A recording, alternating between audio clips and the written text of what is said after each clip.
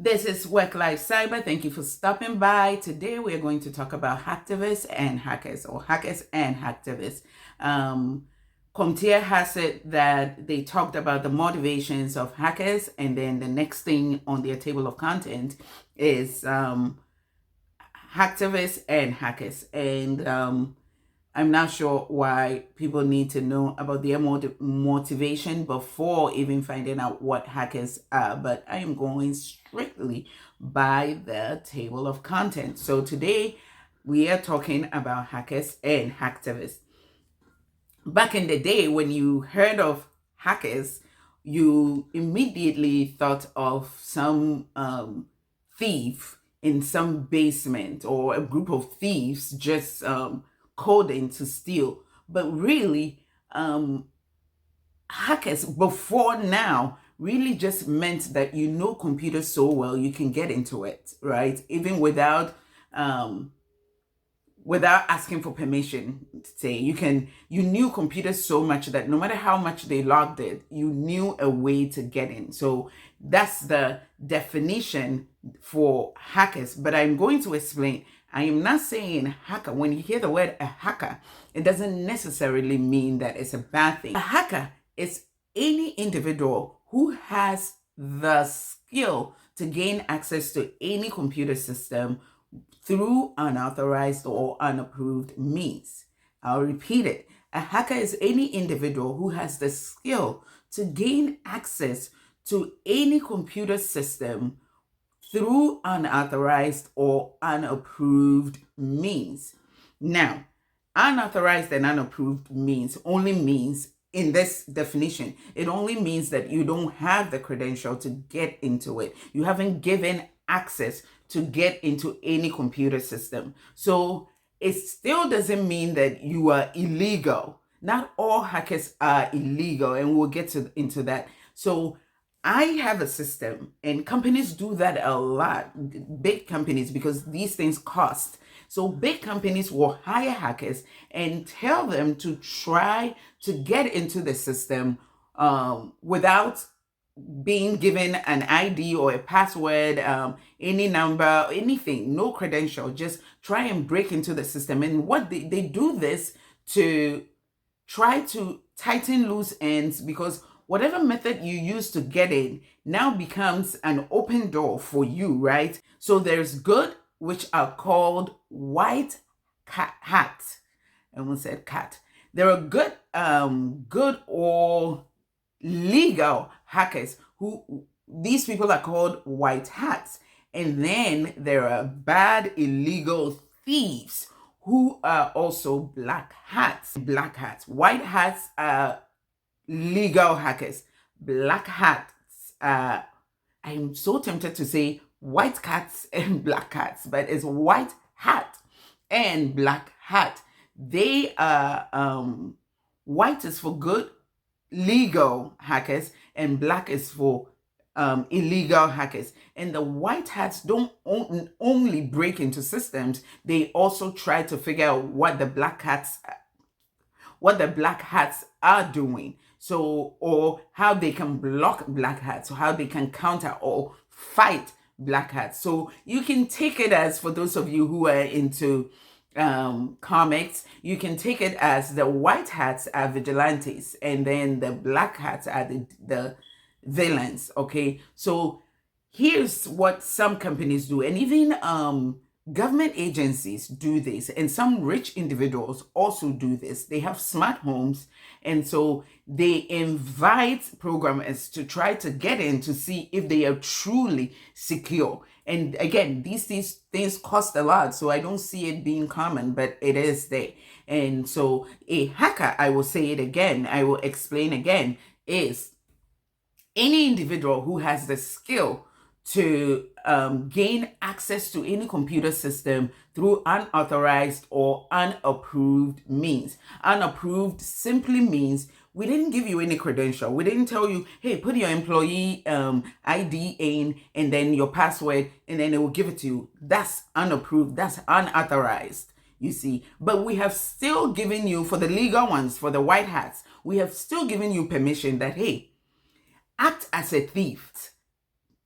act as a black hat, and then try to break into our system. And if you're able to, let's know the path you used so that we can tighten it, so that we can strengthen it, so that we can harden it. All right. So white hat, black hat. We are all rooting for the white hats, and then shame on you, black hats.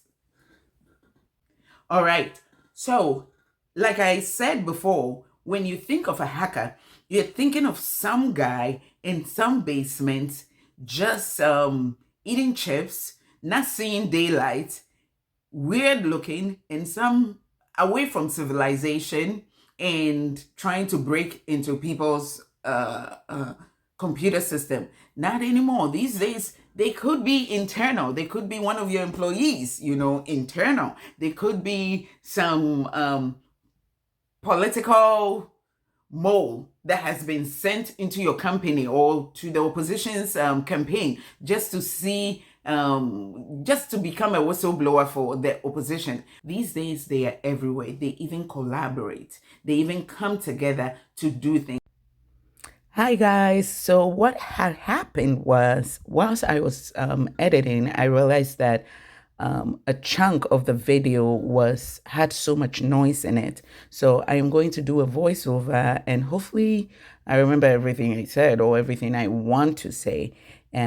So let's talk about hacktivists. I took that whole part away because the noise affected that. So I am going to explain to you what a hacktivist is.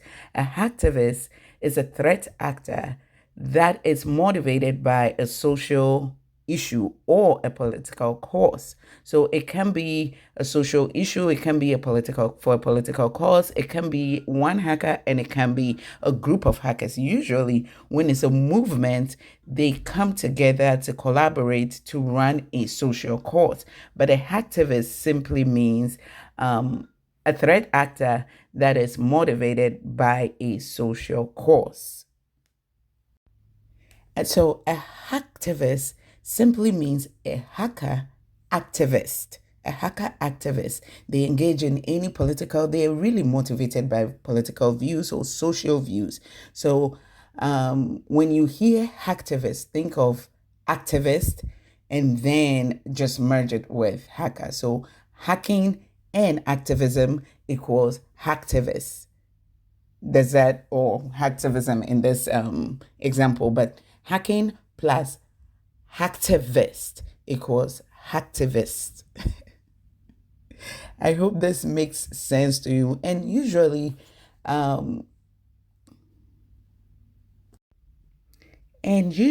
they attack like government agencies, they attack healthcare because, sometimes they are so mad at the healthcare system, or education, when they think about all the students' loans, energy industry, the manufacturing industry. So they usually attack industries that have close relation or direct impact on maybe the people. So you can say they are good people, but they are really not. You shouldn't use bad methods to fight good, right? Or bad methods to fight evil. Then it doesn't really make any sense. And it's not always that they fight evil. It's not always that they do evil. Sometimes it's for a good cause. Let's talk about attack surface and threat vectors.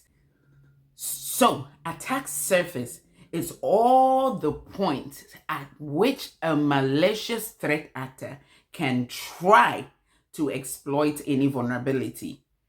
A malicious threat actor, there is a threat actor and then there is a malicious threat actor. They are all the same. It's just Comptia telling you that this is like a bad person, because I don't know why they will put malicious and threat. If someone is a threat actor, it's a threat actor. They are all malicious, but anyway. So all the points at which a malicious threat actor can gain access, can try to exploit a vulnerability. This is a definition from Comptia. So think of it this way. What are some of the points that a malicious threat actor can gain access to your computer system? They can come through the entire building. Yes, if they enter a hospital or a corporate place or a bank and they know how to get into the data center, that's that building becomes a threat surface.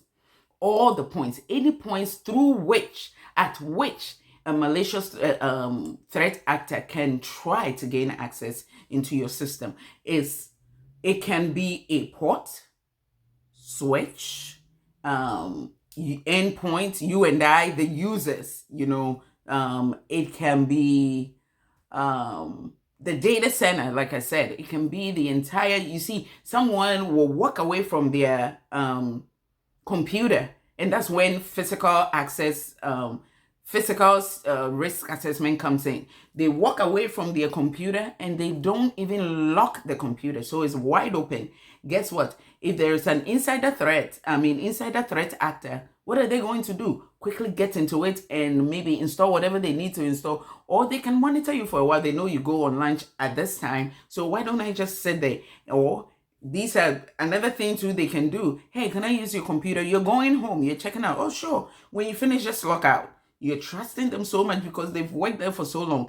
It takes so many points at which a malicious threat actor can gain access into your system. So all these points at which they can use the ports, you and I, which is endpoint, that's the users, the building, the location, your Wi-Fi, whatever means, at any point that they can use to try to gain access to your system or your information, or those two are called attack surface. Think of it this way. Here's where we are going to attack, and here's the surface we're going to use to attack you. Here's the surface we're going to attack. Here is the endpoint we're going to attack. That's you and I. That's your desktop. That's your laptop. That's any way that they can use to get into you. Some of these people go as far as pretending to be patients just so they can get access into a hospital. And once they are in, guess what? The physician who thinks And once they're in, guess what? The physician, who is quite loose, opens a chat and walks away. It's not the chat. They are thinking, oh, it's his own chat. So I'll be right back. Let me go print something and come. These people are fast and smart. So guess what? They quickly can look at all the information they need. Not only that, they can copy information and later use it as ransomware. A lot can happen in 3 minutes in the world of hacking. So be careful out there. Now that you know attack surface, let's now talk about threat vector. Now it's very similar, so listen carefully. Threat vector, on the other hand, is the path. Remember, attack surface is the point at which an authorized malicious threat actor. Threat vector is the path, the way, the method by which an authorized threat